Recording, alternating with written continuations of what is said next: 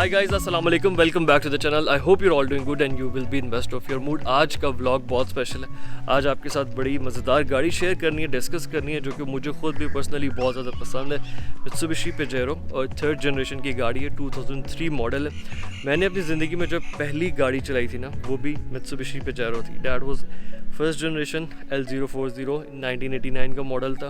SUVs की जब बात आती है ना, तो जापानीज़ SUVs आपको पता है कि मुझे बहुत ज़्यादा इंटरेस्ट भी है उनमें, and they are renowned for their durability and performance all around the world. Land Cruiser, Nissan Patrol, Mitsubishi Pajero, ये तीन नाम जापानीज़ SUVs के लाइनअप में मोस्ट फेमस है। अच्छा, मैं आपको मिलवाता हूँ बॉय से जिसकी गाड़ी है। Guys, this is Hashim. Hello. और अगर आपको याद हो कि इसी जगह के ऊपर हमने एक वीलॉग रिकॉर्ड किया था टोयोटा सिलिका का, हाशिम की गाड़ी थी वो, हम हाशिम यहाँ पे डिस्कस कर रहे थे।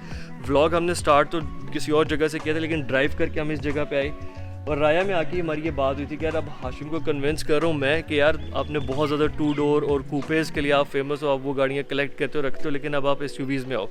और कुदरत का इत्तेफाक देखें, आपकी इसी जगह पे वो बात हुई थी और आज इसी जगह पे दोबारा हाशिम आया पेजेरो लेकर। आज हम पेजेरो डिस्कस कर रहे हैं। I think this specific variant Pakistan में बड़ा कम है ना। ये है 2003 पेजेरो।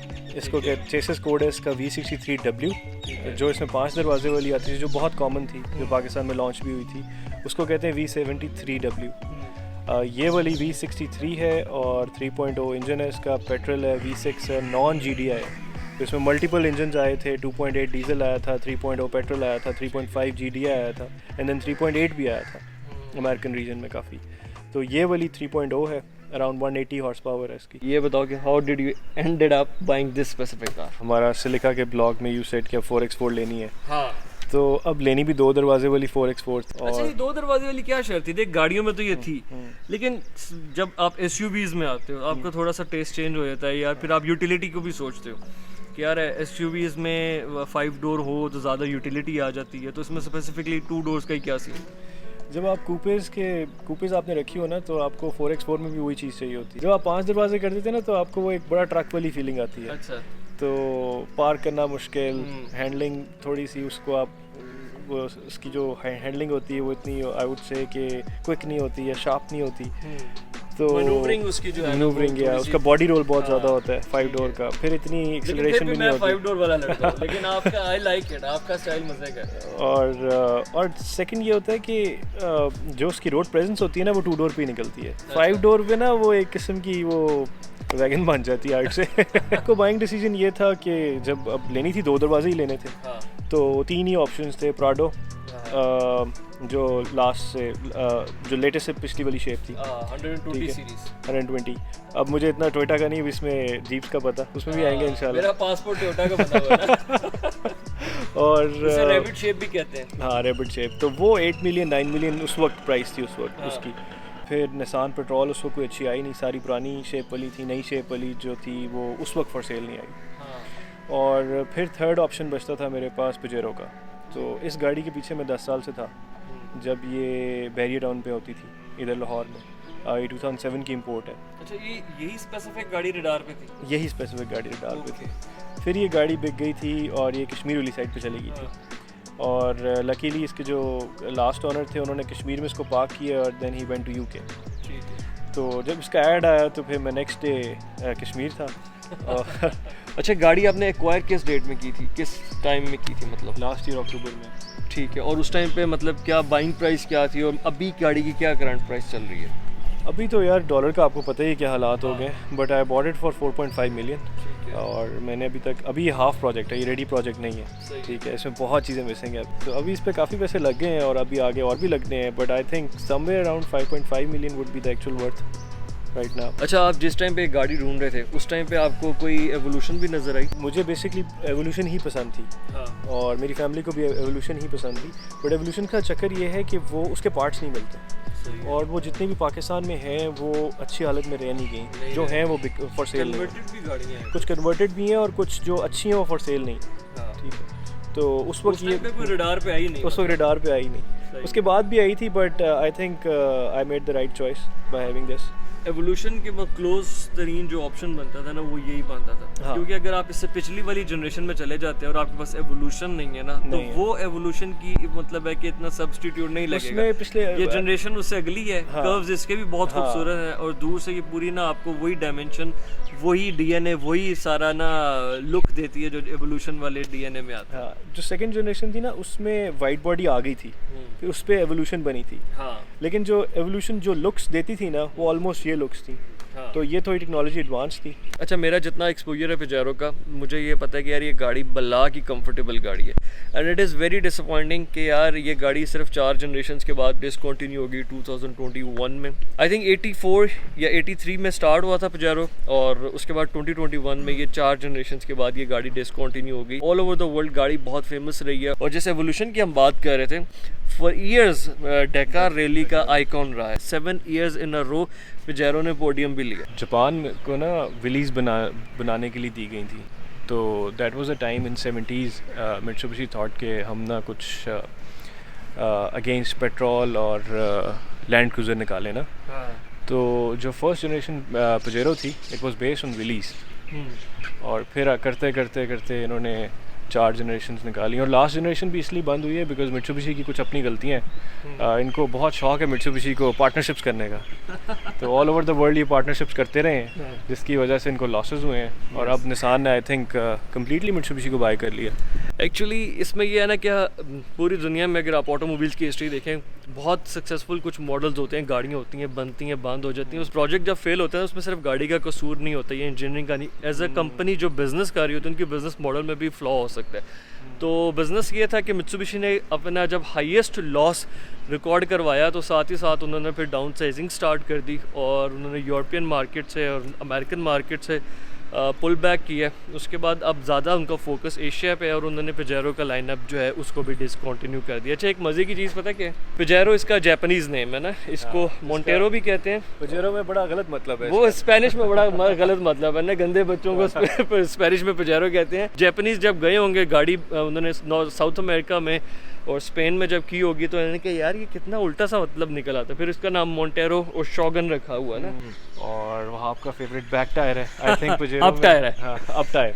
हाँ, तो पजेरो में तो थ्रू आउट अप टायर ही आया। अब टायर ही आया। ठीक है, ये मैंने एडिशंस की हैं, इसकी बम्पर लाइट्स डाली हैं अभी। अच्छा, ये खुद इंस्टॉल की ये हैं, खुद इंस्टॉल की हैं अभी। स्टॉक में नहीं आती हैं। स्टॉक में इस पे कवर्स आते हैं और जो 4 डोर वर्जन आता है उसमें आते हैं ये। All right, all right. अभी ये प्रोजेक्ट रेडी नहीं है, ये अभी 50% रेडी हुआ है बिकॉज अभी टायर्स भी इसमें प्लान है कि BF गुडरिच डालें। BF गुडरिच आ अगर रहा है। डॉलर किसी दिन नीचे आया तो ज़रूर डालेंगे। BF गुडरिच जो है ना वो असली और नस्ली ओवरलैंडर की निशानी है। जिसकी गाड़ी में BF गुडरिच है, BF गुडरिच से ऊपर टायर नहीं है। अभी मैंने व्हील्स इसमें अपडेट किए हैं। ये व्हील्स अगेन JDM है, जाउस के XL2 इसको कहते हैं, वेक्ट्रॉन XL2 वेरिएंट है इसका।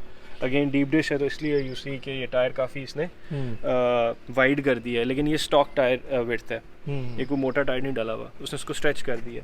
अच्छा, पिजारो की शेप में मुझे एक चीज़ बहुत पसंद है कि आप ये देखें कि गाड़ी का फ्रंट कहाँ पे है और गाड़ी के टायर की पोजीशनिंग देखें। इसकी जो ये वाली पोजीशनिंग है ना, ये इतनी ज़बरदस्त इसको शेप देती है कि इट्स जस्ट लाइक कि इसके लिए हर टरेन पे चढ़ना पॉसिबल है। जहाँ से मतलब है कि अक्सर रेगुलर गाड़ियों में ये होता है कि फ्रंट पे बम्पर थोड़ा सा आगे होता है, एक्सटेंडेड होता है, और जहाँ पे इसके बम्पर का कर्व आके ख़त्म हो रहा है उसी वो कॉन्टीन्यूटी में आप देखें कि इसके टायर का वो आगे से डायमेंशन स्टार्ट हो जाती है। मेरा ख्याल है इसको आप दीवार के साथ भी थोड़ा जोड़ के खड़ी करें, चढ़ जाएगी।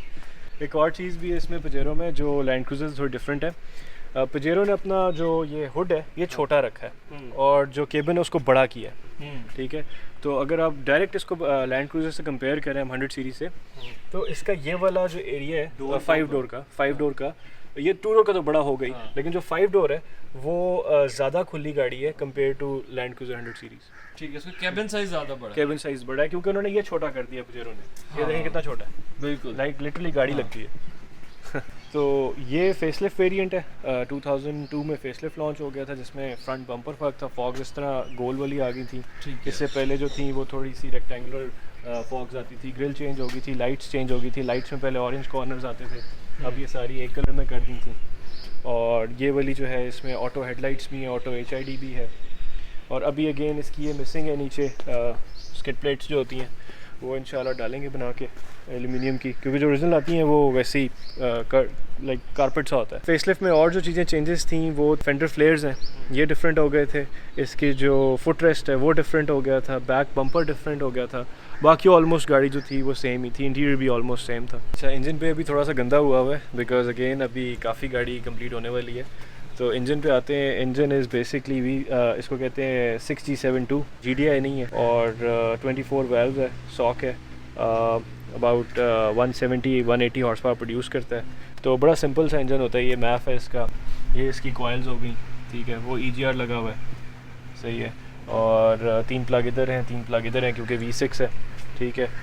और ये एयर फिल्टर हो गया इसका, वो इसका ब्रेक बूस्टर है जो काफ़ी ख़राब होता है, उसमें एक बॉटल है वहाँ पे, वो ख़राब होती है इसकी यूजली। ये इसकी थ्रॉटल बॉडी हो गई। How if this engine is compare to GDI जो 3.5 है, इन सारे हाँ। 4 इंजन लेआउट्स में से ज़्यादा रिलायबल और ज़्यादा टफ इंजन कौन सा रहा है? मेरी अपनी प्रेफरेंस इस इंजन की थी, ठीक क्योंकि ये जनरेशन सेकंड जनरेशन से आ रहा था, ठीक है, और उसमें थोड़ी सी इंप्रूवमेंट करके इवन ये 4th जनरेशन में भी यही इंजन डाला उन्होंने, ऑलराइट। ठीक है। तो ये बड़ा सिंपल सा इंजन है। GDI भी बहुत अच्छा इंजन है, बट GDI का जो वो डायरेक्ट इंजेक्शन है वो अगर आप एक दफ़ा छेड़ दें तो वो ख़राब हो जाता है, ठीक है, ठीक है। तो इसलिए यहाँ पे लोग उसको मैकेनिक्स हमारे समझ नहीं पाए। अच्छा, कुछ लोग कहते हैं कि नहीं मित्सुबिशी ज़्यादा रिलायबल है इफ़ टेकन केयर ऑफ, तो आई वुड से नहीं, टोयोटा का कोई कंपैरिजन नहीं है। टोयोटा विदाउट एनी मेंटेनेंस जो है वो मे बी 1.5 लाख किलोमीटर या 2 लाख किलोमीटर चल जाए। Mitsubishi is kind of Mercedes. अगर आप इसको टाइमली मेंटेन करते रहें, इसके टाइमली पार्ट्स रिप्लेस करते रहें, बिल्कुल, तो इससे अच्छी कोई चीज़ नहीं है। निसान लवर्स भी सेम यही वाली बात करते हैं कि you have to understand the machine, और आपको उसके बाय द बुक चलना पड़ता है। आपको उसकी चीज़ें मेंटेन करते रहें, आपको गाड़ी तंग नहीं करती, रिलायबल। टोयोटा ये है कि जैसे मर्जी बंदे के पास चली जाए, टोयोटा वो इधर कि अच्छी बहू की तरह ज़िंदगी गुजार लेती है। कुकिंग ऑयल भी डाल देना, उससे चलते रहना, ठीक है। Take example of silica, I know कोई मैच नहीं है, लेकिन टोयोटा है, हाँ टोयोटा, बस उसका आज तक तेल पानी बदला, ठीक है। और जब से ये मैंने ली है तो इसमें छोटी छोटी चीज़ें, मेजर नहीं, जैसे EGR आपको बदलना पड़ता है, हाँ, ठीक है, मैफ आपको चेक करना पड़ता है। EGR ने क्या प्रॉब्लम की थी? EGR इसका जो शट नहीं हो रहा था, बंद नहीं हो रहा था, तो ये $20 का आता है, इधर से भी मिल जाता है, ठीक है। 4x4 सोलेनॉइड इसके इलेक्ट्रॉनिक हो गए थे इस जनरेशन में, ठीक है, तो वो वैक्यूम बेस्ड होते हैं, ठीक है। अब मैकेनिकली कंट्रोल नहीं होते थे, आपका लीवर इलेक्ट्रॉनिक हो जाता है इसमें, हाँ, तो वो शिफ्ट नहीं होता सही तरह, तो अगेन $16 का ही आता है, ठीक है। तो छोटी छोटी चीज़ें। ये पार्ट्स कहाँ से सोर्स किए हैं? ये अली एक्सप्रेस से, और कुछ लोकल वेंडर्स भी हैं जो जापान से इंपोर्ट करके देते हैं। और ये रबर्स इसकी पुरानी हो गई थी, रबर्स मंगवाई सारी, ठीक है, ठीक है। हालांकि this car is just 88K driven, लेकिन वो टोयोटा वाली जो रिलायबिलिटी थी ना, हाँ, वो चीज़ इसमें नहीं है कंपेयर टू टोयोटा। लेकिन at the end of the day अगर आप इसको ख्याल रखें तो इससे मज़े की कोई चीज़ नहीं है। अच्छा, लैंड क्रूज़र जो है ना वो 100 सीरीज़ अगर साथ देखें तो वो यूनिबॉडी नहीं थी, मतलब फ्रेम और चेसिस उसकी अलग थी। ये लैंड क्रूज़र के सारे मॉडल्स इसी तरह, हाँ, ये यूनिबॉडी कर दी इन्होंने। अच्छा, इससे पिछली वाली पेजेरो जो थी वो फ्रेम में, और उससे फर्स्ट जनरेशन भी फ्रेम पे, हाँ, उसकी बॉडी चेंज हो जाती थी, तो इसको यूनिबॉडी कर दिया था। उसके फ़ायदे ये हैं कि ज़रा कंफर्ट ज़्यादा हो गया था, बॉडी रोल कम हो गया था। चले 4 दफा तो नहीं, तीसरा ही खोलते हैं। इसमें हमारे पास जो है काफ़ी आई गेस स्पेस है। इसके नीचे भी मेरे पास काफ़ी कंपार्टमेंट है, इसमें प्लास्टिक के कंपार्टमेंट्स बने हैं, अभी ऊपर नहीं जाएगा बिकॉज ऑफ दिस। अच्छा, ये जी हमारा मशहूर ज़माना हस्की, जोन सी गाड़ी हाशिम आजकल चला रहे होते हैं तो वो हस्की उसी गाड़ी में पोजीशन होता है। आजकल मेरे ख्याल पे पेजेरो चल रही है, तो यहाँ पे नहीं, वो होता है जो सबसे प्यारी होती है गाड़ी। अच्छा, जो सबसे प्यारी होती है, ये इस तरह फोल्ड हो जाएंगी। कुछ इसकी टेक्निक्स हैं जो कि, अच्छा, मित्सुबिशी को ना आदत है कि वो ओवर कॉम्प्लिकेट करते हैं चीज़ों को। अब ये टोयोटा होती तो बड़ा इजी होता, हाँ, इसको ऊपर उठाना सीधी। तो इसमें बेसिकली अभी इसका हुआ है, इसको आपको प्रेस करना पड़ता है, फिर ये ऊपर जाती है। ये पहले से निकली हुई है इसलिए ऊपर जा रही है, सही है। तो और ये जो साइड आर्म्स हैं इसके इंटरकूलर में भी यही थे पिछली जनरेशन में, ये बड़े मशहूर हैं ये पेजेरो के। अच्छा, पर्सनली मुझे ना जो ये वाला स्टाइल है ना डोर का, ये मेरा लीस्ट फेवरेट है। एक ये प्राडो में आता है, मुझे बिल्कुल पसंद नहीं, एक ये इसमें आता है। लेकिन मज़े की चीज़ ये है कि इस गाड़ी की पोजीशनिंग ऐसी है कि आप यहाँ पे बैठ सकते। सबसे ज़्यादा जो स्प्लिट टेल गेट होता है ना, वो मुझे इसलिए पसंद है कि आप उसको खोलते हैं और आप वहाँ पे आउटडोर्स में, ये बहुत बड़ी यूटिलिटी होती है कि यार आप बैठ जाते हैं, आप व्यू शू एंजॉय कर लेते हैं, प्लस आपके पास एक स्पेस होती है चीज़ें अगर आप कर रहे हैं। दो के पेजेरो के तमाम मॉडल्स में ये एक डाउन साइड है कि उनका डोर इस स्टाइल में खुलता है, बट बैठने वाला काम गुजारा हो जाता है, लेकिन वो जो हम उसको एक शेल्फ बना के जिस तरह से यूज़ करते हैं ना, वो चीज़ नहीं हो सकती। ऐसे जो बैक सीट्स हैं वो काफ़ी ज़्यादा कंफर्टेबल है। ये आपको उस तरह जो जिमनी वगैरह वाली फील नहीं देती। हाँ, ये लैंड क्रूज़र वाली एक फ़ील है, जिस तरह आप बैठते हैं, आपकी जो लेग स्पेस है, फिर आपको हेडरूम भी ठीक है, हेडरूम भी अच्छा है, लाइट्स भी आपको मिल रही हैं, ठीक है। और ये जो शीशे हैं ये भी खुल सकते हैं हाँ। अगर वेदर अच्छा है। उसके बाद ये आपको स्पीकर आ जाता है, ये आपको कप होल्डर आ जाता है, ये ऊपर भी जा सकता है, ठीक है। और जो बेस्ट चीज़ मुझे इसकी लगती है वो ये है कि आप इसको एडजस्ट करके रिक्लाइन हो जाएगा, रिक्लाइन करके आप लेट सकते हैं। ये प्रॉपर स्ट्रेट हो जाती है। मैंने बैक कुशन रखी हुई, टोटल ये बिल्कुल फ्लैट, बिल्कुल स्ट्रेट हो जाती है। ज़बरदस्त। हुई नहीं फायर एक्सटिंग्विशर की वजह से ये एक लिमिटेशन है, अदरवाइज और यहाँ पे वैक्यूम क्लीनर पड़ा हुआ है। अगर अदरवाइज ये दोनों चीज़ें निकाल दें तो ये बिल्कुल स्ट्रेट फ्लैट हो जाएंगी, पूरा बेड बन जाएगा। और जो मज़ा है एसयूवीज़ का कि आप वहाँ पे आराम से इसके अगर आप हेडरेस्ट रिमूव कर दें, हाँ, तो ये उसको नीचे कर दें तो ये पूरा बेड बन जाएगा, और वो भी ज्वाइन हो जाएगी ना, वो join तो होके प्रॉपर बैठ आपका लेग रूम बन गया और पूरा बेड बन गया। फिर ये दरवाज़ा खुल गया, यहाँ से आप नागा पर्वत देख रहे हैं, फुल सीन ईजी हो गया। अच्छा, इंटीरियर जो है इसका बड़ा बेसिक है, लेकिन one thing I like purposeful है। हाँ, मित्सुबिशी की एक चीज़ अच्छी है कि जो ये इंटरमिटेंट में भी आपको स्पीड ऑप्शन देते हैं वाइपर्स है। का। क्रूज़ कंट्रोल इस वाली में नहीं है, 5 डोर में यूजुअली आता है, ठीक है। रिट्रैक्ट मिरर्स हैं आपके पास, फॉग लाइट्स हैं, सिंपल आपके पास पावर विंडोज़ हैं, पावर मिरर्स हो गए। ऑटो लॉक का आपके पास कोई वो नहीं है, बटन नहीं है, तो आपको यही यूज़ करना पड़ता है, व्हिच इज़ अगेन ऑड, लेकिन ये मित्सुबिशी की आदत है। गैलेंट में भी इसी तरह था। आपके पास हेडलाइट्स एडजस्टमेंट आ जाती हैं, ठीक है, ऑटो हेडलाइट्स हैं, ऑलराइट। ठीक है, which is something good from 2002। आप इंटीरियर की लाइट सेट कर सकते हैं, अगर आप लॉन्ग में जा रहे हैं, आपने लो करनी है इंटीरियर लाइटनिंग सारी, सही वो है। कम कर सकते हैं। ये And, माइक आफ्टर मार्केट लगा हुआ है बाद में, या ये जापानीज किसी सिस्टम के नहीं, साथ ये आता है? ओरिजिनल इसी के साथ माइक लगा हुआ है, ऑलराइट, तो जो कि लकीली इसके साथ भी काम करता है, ठीक है। ठीक है, क्योंकि ये भी ब्लूटूथ वाला था, तो इसके साथ इसको अटैच कर लिया, ठीक है। देन इसके अंदर वो OEM इसकी वो है, नेविगेशन है, आउटसाइड टेम्परेचर बताती है, एल्टीट्यूड बताती है। GPS ऑब्वियसली नहीं चलेगा, नेविगेशन जो है। टाइम सैडली इसका वेजल की तरह है कि टाइम इसका हमेशा जापानीज़ ही रहेगा, जो जापान का टाइम है वही रहेगा। हाँ, फिर आपके पास क्लाइमेट कंट्रोल आ जाता है ऑटोमेटिक, ठीक है। और और इसका डिस्प्ले सारा यहाँ पे आ रहा है, यहाँ पे आ जाता है, आपको बताता है कि आपने कहाँ रखी हुई है वो, ठीक है। टच स्क्रीन नहीं है, Touch लेकिन screen डिस्प्ले में आ रहा है। हाँ। अच्छा, ये अच्छी बात है कि अभी तक इसके वो सारे कलर्स वगैरह चल रहे हैं। ऑपरेशनल है और वो सही तरह डिस्प्ले में सही आ रहे हैं। यूजुअली जितनी पुरानी गाड़ियाँ हैं ना, वैसे सबके उड़ गए होते हैं अब तक। हाँ, तो बाकी जो है इसमें इतने ज़्यादा फीचर्स नहीं है उस लिहाज से, जिस तरह ये बता रही है। अभी 4.4 किलोमीटर पर लीटर दे रही है, बट ये गलत है, क्योंकि अभी हम बस अभी लेके आए हैं गाड़ी को, तो ये गलत है। अराउंड 8 देती है, Around 8 दे देती है? By the book. अच्छा, और इस पे फिर ये सिगरेट लाइटर आ गया। जो 5 डोर है उसमें यहाँ पे कुछ ऑप्शन आते हैं हीटेड सीट्स वगैरह के। ठीक है। 3 डोर में यहाँ पे ये स्पेस ही आती है। ठीक है। फिर इसका जो इनवेक्स 2 ऑटोमेटिक गियर कहेंगे इसको, ठीक है, 4 स्पीड है। इसमें 5 स्पीड भी ट्रिप्टॉनिक भी आता था, ये है 4 स्पीड, और एक मैनुअल आता था, ठीक है। और ये अगेन इलेक्ट्रॉनिक है 5 डोर में, और आपको मल्टीपल वेरिएंट्स में आपको ये भी इसी तरह का मिलेगा। ठीक है। इनिशियली आई थॉट ये मैनुअल है, बट ये मैनुअल नहीं है, ये ऑटो ही है, लेकिन इसका वो स्टाइल ऐसे है कि वो मैनुअल है, तो ये इलेक्ट्रॉनिक है, ठीक है। 4 और 2H 4H 4HLC 4LLC ये एक लंबी डिस्कशन है, हाँ, but the good thing is के अप टू 100 की स्पीड तक आप लगा सकते हैं हाँ। चलते हुए। ये मित्सुबिशी का जो ट्रांसमिशन 4x4 का जो सिस्टम था, इसे सुपर सेलेक्ट कहते हैं, और ये इटसेल्फ एक पूरा सब्जेक्ट है। और उस टाइम पे अर्ली 90s में जब ये इंट्रोड्यूस करवाया गया था, तो ये बड़ी एक गेम चेंजर चीज़ थी। तो इसके अंदर आपके पास 4 डिफरेंट ड्राइविंग ऑप्शंस आते हैं, डिपेंड करते हैं कि आप किस टेरेन पे ड्राइव कर रहे हैं। ये 5 डोर और 3 डोर में सेम साइज है, यानी कि ये 5 डोर के हिसाब से भी फिर सनरूफ काफ़ी अच्छा खासा बड़ा है। बड़ी सनरूफ है। अच्छा, जो 5 डोर आती है उसमें थोड़ा सा वुडन टच होता है, ये वुडन का होता है, ये वुडन का होता है, लेकिन Options आ रहे हैं उसमें, हाँ, ज़्यादा है। लेकिन 2 डोर में उन्होंने थोड़ा सा उसको स्पोर्ट बनाया, तो इसलिए उसमें नहीं दिया। एक चीज़ मैं देख रहा हूँ, ये गाड़ी अभी सिर्फ 87 चली हुई, और स्टीयरिंग का हाल ऐसे लगता है जैसे कोई 1.5-2 लाख चल गई है। तो again a bad point from Mitsubishi कि वो कुछ जगह पे बहुत अच्छी क्वालिटीज़ बनाते हैं, कुछ जगह पे ऐसे लगता है जैसे हाफ हार्टेड अटेम्प्ट थी। ये मुझे ना बैठते ही बहुत मज़े की फील आने लगी है, मैं एकदम ना वो बचपन वाली स्टेट ऑफ माइंड में चला गया हूँ। इंटरकूलर गाड़ी मुझे इतनी पसंद थी 90s वाली जो थी ना, इससे पिछली जनरेशन। एक तो इसका वो मित्सुबिशी का ना ये बिल्कुल रवायती जो स्पीडोमीटर का स्टाइल लग रहा है, उसके अंदर छोटे छोटे बॉक्सेस होते थे। It's very identical to second generation Prado, second generation पेजेरो।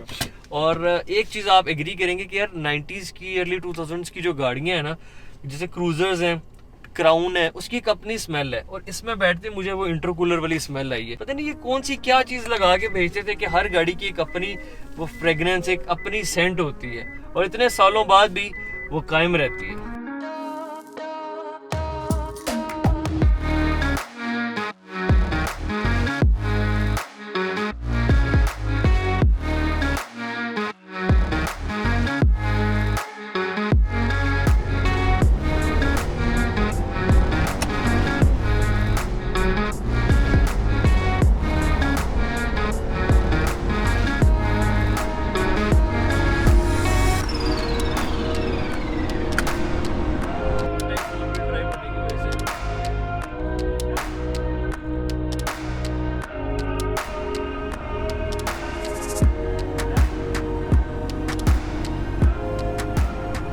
अच्छा हाशिम, ये बताएं कि अभी गाड़ी के बारे में फ्यूचर प्लान किया कि इसको स्टॉक ही रखना है या इसके ऊपर कोई ना कोई लवाजमात ऐड करने हैं? यार फर्स्ट यही प्लान है, इसको भी OEM स्पेसिफिकेशंस में इसको बिल्कुल उस तरह करना है जिस तरह ये फैक्ट्री से आई थी। ठीक है। कुछ फ्यूलिंग के इश्यूज हैं तो फ्यूल फिल्टर मंगवाया हुआ है। अच्छा। गुड थिंग अबाउट मित्सुबिशी इसकी इनका फ्यूल फिल्टर और फ्यूल पंप अलग आता है। अच्छा। अनलाइक टोयोटा की एक चीज़ होती है। हाँ, तो बड़ा कॉम्प्लिकेटेड सब्जेक्ट है यार ये फ्यूल पंप वाला। ये मैंने मित्सुबिशी फ्यूलिंग का काफ़ी इशू है, एक्सपीरियंस किया है। अच्छा, तो उसके साथ अभी आपने फिल्टर ऑर्डर किया हुआ है? फिल्टर ऑर्डर किया हुआ है, फ्यूल गेज ऑर्डर किया हुआ है। फ्यूल गेज इसका ख़राब है, गैलन का भी ख़राब था, मित्सुबिशी के साथ कोई इशू है। ठीक है। फ्यूल सही नहीं बताती, सही है। रिपेयर भी हो जाते हैं। अच्छा। इसके जो फ्यूल गेज होते हैं बेसिकली इनके लेवल जो होता है टैंक के अंदर, हाँ। उसको इशू होता है। ऑलराइट। फिर हम इसमें ऑल्टरनेट टायर्स डालेंगे, ठीक है, BF Goodrich या हाँ। जियोलैंडर ठीक है। योकोहामा का। हाँ। और उसके बाद एक ऑनिंग ऐड करेंगे, थोड़ा सा इसको ऑफ रोडिंग का टच देंगे, ज़्यादा नहीं इसको कोई हैमर के बम्पर्स नहीं डालेंगे क्योंकि फिर उससे गाड़ी बैठ जाती है, फिर हाँ। आपको सस्पेंशन चेंज करना पड़ता है। बुलबाज ये कि कुछ गाड़ियों पे अच्छे लगते हैं, हाँ। लेकिन इस गाड़ी के जो कट्स हैं और इसमें जो फील वो जो हम लेने की कोशिश कर रहे हैं ना एवोल्यूशन वाली, वो जरा सेक्रीफाइस हो जाएगी, कॉम्प्रोमाइज हो जाएगी, वो छुप जाएंगे इसके वो हसीन कट्स जो हैं। तो मेरा ख्याल है कि ये स्टॉक कंडीशन में अच्छी लगेगी। बाकी है कि वो पर्पस ड्रिवन छोटे छोटे जो ऑल्ट्रेशन या मॉडिफिकेशंस अगर आप करना, लाइटनिंग करना चाह रहे हैं, हाँ। रेल्स के ऊपर रैक लगा लें, हाँ। उसी से ज्वाइन करके कोई ऑनिंग लगा लें ताकि जब आप ट्रिप शिप पे लेके जाना हो तो तब वो चीज़ें चीज़ें add यूटिलाइज हो जाएं। अदरवाइज वो चीज़ें जो है ना बेशक आप ना भी यूज़ करें, लेकिन इस गाड़ी की असल फील आपको आनी है ट्रिप पे। ये मतलब ये गाड़ियाँ मज़ा शहर में कराती होंगी, लेकिन इट्स जस्ट लाइक कि बहुत इंटरेस्टिंग बुक है और आप उसके 1-2 पेजेस पढ़ के छोड़ दें, नहीं। मज़ा ही ट्रिप पे आना है जब आप 10-15 पेजेस इकट्ठे पढ़ेंगे। दैट इज़ द पॉइंट जब ये गाड़ी आपसे बात करेगी। मुझे लगता है जब मैं क्रूज़र लेके जाता हूँ ना कराकरम हाईवे पे, I feel like that is the point. अब ये मेरे से ना कनेक्ट कर रही है, ये कम्युनिकेशन 2 वे हो गई है। और पता नहीं मेरे माइंड में कि वहाँ जाके गाड़ी ज़्यादा तेज़ हो जाती है और ज़्यादा मज़े की परफॉर्मेंस देने लग जाती है, बट आई डोंट नो कि दैट इज़ ट्रू और नॉट। हवा ठंडी होती है ना तो उसकी बर्निंग कैपेसिटी ज़्यादा होती है। Mitsubishi, I think that is your second or third Mitsubishi, but specifically अगर पजेरो की बात करते हैं, क्या इसमें कोई डाउन साइड नज़र आई है? गाड़ी में आपको कोई फ्लॉज वगैरह, लिविंग विद दिस कार और ओनिंग द कार, इसमें क्या एक्सपीरियंस रहा है? यार मित्सुबिशी जो गाड़ियाँ हैं ना ये ओवर इंजीनियर्ड गाड़ियाँ, हाँ। और मैं इनको कहूँगा ये जो भी इनके रिसर्च साइंटिस्ट थे ये कोई या तो कोई बहुत लेवल का नशा करते थे ठीक है, बहुत अच्छी चीज़ें बनाते थे, but at the same time ना एक कमर्शियल लेवल की गाड़ी नहीं बना पाते थे। आई एम नॉट सेइंग कि कमर्शियल कोई वो वैन्स वगैरह, बट जैसा टोयोटा है, हाँ। वो कुछ भी पैकेज करके आपको देगी ना, ठीक है, तो उसके बाद आप बस उसको चलाते रहेंगे। हाँ। मित्सुबिशी थोड़ी कंफ्यूज थी, ये सब चीज़ें बनाने की कोशिश भी करते थे और बहुत अच्छी भी बना देते थे, और कुछ चीज़ों में ब्लंडर कर देते थे, जिसकी वजह से इनको फिर ये रिकॉल्स आती थी और सारे मसले आते थे। अब second generation Pajero no doubt बहुत अच्छी थी, प्योर ऑफ रोडर थी, ठीक है, उसकी स्पोर्ट, उसका सस्पेंशन, ठीक है। इस पे इन्होंने थर्ड जनरेशन में ना थोड़ा सा ना मॉडर्न आप कह लो कि इंडिपेंडेंट सस्पेंशन कर दिया, यूनिबॉडी कर दी, विच इज़ गुड, बट इसको ऑफ रोडर्स ने ना इसको एक्सेप्ट नहीं किया। हाँ, एक्सेप्ट नहीं किया इसको। अब इन्होंने GTOs बनाई, इन्होंने बहुत अच्छी गाड़ियाँ बनाई, गैलेंट में VR4 बनाई, मित्सुबिशी एवोल्यूशंस बनाई। इनकी गाड़ियाँ, हर गाड़ी इनकी एक एग्जाम्पल है, हाँ। ठीक है, लेजेंड है, एक ठीक है, बेंचमार्क। हाँ, लेकिन at the same time they did something somewhere wrong, जिसकी वजह से ये आज हर कंपनी प्रोजेक्ट में कुछ ना कुछ ऊपर नीचे हुआ है। हाँ, हर प्रोजेक्ट में और हर रीजन में ऊपर नीचे कुछ हुआ है, जिसकी वजह से आज निसान ने बाय कर लिया है। मेरे घर में मित्सुबिशी का एसी भी ठीक नहीं चल रहा, उसमें भी बहुत मसले आ रहे हैं। बाय द वे मित्सुबिशी ने F16 भी बनाया। अच्छा जी, एविएशन में तो है ना। हाँ, किस में नहीं है? होंडा वही बात है कि पता नहीं कौन सा नशा करते हैं कि सुबह उठ के सारी चीजें बना लेते हैं।